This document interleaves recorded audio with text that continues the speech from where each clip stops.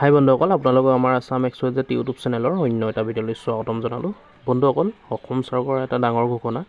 এতিয়া driving licence বনাবলৈ হ'লে নিজৰ মোবাইলতে আপোনালোকে বনাব পাৰিব। যিসকলে বনোৱা নাই, অতি সুন্দৰ খবৰ আছে তেওঁলোকৰ কাৰণে। নিজৰ মোবাইলৰ পৰা এতিয়া আপোনালোকে অনলাইন এপ্লাই কৰি বনাব পাৰিব। যিহেতু DTO ডিপাৰ্টমেণ্ট বন্ধ হৈ গৈছে, লগতে কেইবাটাও ডিপাৰ্টমেণ্ট বন্ধ হৈ গৈছে, আমি সকলোৱে জানো বা আপোনালোকে জানে নিশ্চয়।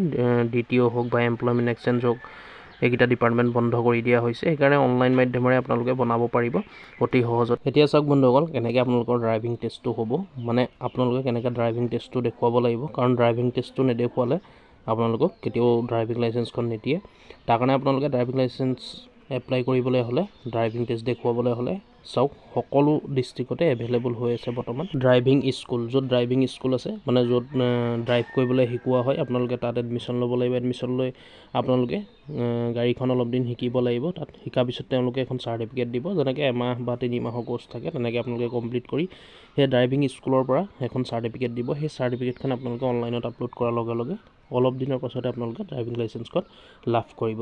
আৰু প্ৰত্যেক ডিষ্ট্ৰিক্টতে এতিয়া মুকলি হৈছে বৰ্তমান। অসমৰ প্ৰায়বোৰ ডিষ্ট্ৰিক্টতে আছে, প্ৰায়বোৰ জেগাতে আছে ড্ৰাইভিং। আপোনালোকে কিবা এটা ফিজ পে'মেণ্ট কৰিব লাগিব। তাৰ কাৰণে আপোনালোকে পে'মেণ্ট কৰাৰ পাছত আপোনালোকে এডমিশ্যন লোৱাৰ পাছত আপোনালোকক শিকোৱাৰ পিছত এখন চাৰ্টিফিকেট দিব। সেই চাৰ্টিফিকেটখন আপোনালোকে তাৰ পৰা লৈ পেলাই অনলাইনত আপলোড কৰিব লাগিব। আপলোড কৰাৰ পাছত আপোনালোকে কেইদিনমানৰ পাছতে লাৰ্ণাৰখন লাভ কৰিব। তাৰ পাছত অলপ দিনৰ পাছতে ড্ৰাইভিং লাইচেন্সখন আপোনালোকে লাভ কৰিব।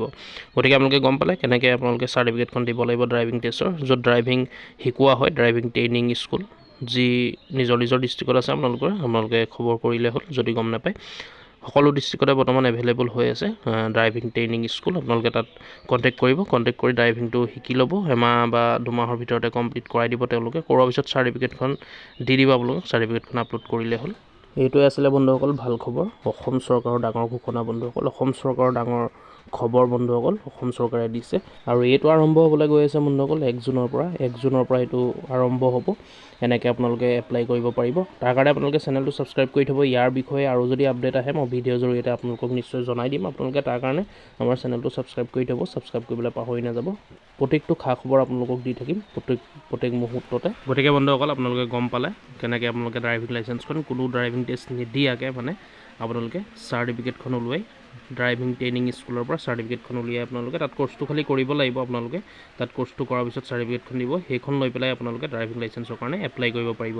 আপোনালোকৰ ভিডিঅ'টো যিমান পাৰে শ্বেয়াৰ কৰিব, যাতে সকলোৰে সুবিধা হৈ যায়। আৰু ভিডিঅ'টো চাই যদি ভাল পালে লাইক কৰিব, আৰু কিবা সুধিবলগীয়া থাকিলে নিশ্চয় কমেণ্ট কৰি জনাব। আৰু এনেকুৱা ধৰণৰ আপডেটবোৰ পাই থাকিবলৈ আপোনালোকক আকৌ এবাৰ ৰিকুৱেষ্ট কৰি কৈছোঁ, আমাৰ ইউটিউব চেনেলটো ছাবস্ক্ৰাইব কৰি ল'ব। ডেইলি এনেকুৱা ধৰণৰ আপডেটবোৰ আমি দি থাকোঁ, ভিডিঅ'ৰ জৰিয়তে আপোনালোকক জনাই থাকোঁ। সেইকাৰণে আপোনালোকে চেনেলটো ছাবস্ক্ৰাইব কৰি থ'ব, কাৰণ ছাবস্ক্ৰাইবটো বিনামূলীয়া বন্ধুসকল। আপোনালোকে ছাবস্ক্ৰাইব কৰি থ'লে আপোনালোকৰে লাভ হ'ব। বিভিন্ন ধৰণৰ আপোনালোকে খা খবৰ প্ৰতিটো মুহূৰ্ততে পাই থাকিব। তাৰ কাৰণে চেনেলটো ছাবস্ক্ৰাইব কৰি ল'ব, আৰু কিবা সুধিবলগীয়া থাকিলে কমেণ্ট কৰিব, ভিডিঅ'টো লাইক কৰিব। ধন্যবাদ।